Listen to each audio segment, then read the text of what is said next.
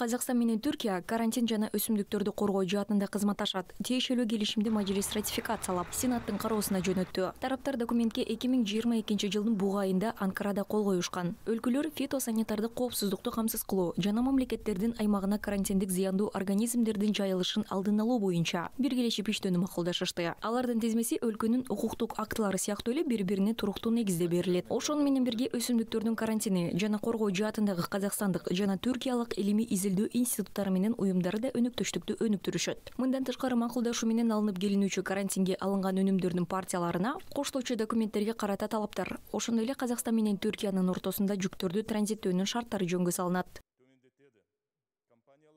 3 жыл ичинде Түркия Республикасына 700 мыңдан тоннага жук. 3 жылдык мезгилде Түркия Республикасына 700 миң тоннага жакын өсүмдүк өнүмдөрү экспорттолгон. Импорт өз кезегинде 40 миң тоннадан аша каргандай айыл чарба өсүмдүктөрүн жана 2,7 миллион даана көчөт менен үрөн материалдарын түзгөн. Биздин өлкөлөрдүн ортосунда ташылып жаткан өнүмдөр фитосанитардык карантиндик көзөмөлдөн өтөт. Макулдашууну ратификациялоо боюнча мыйзам долбоорун кабыл алуу эки өлкөнүн мындан ары кызматташтыгын жаңы деңгээлге чыгарууга мүмкүндүк берет. Ынтымактастыкты дамытууду жаңа деңгээлге чыгарууга мүмкүндүк береді.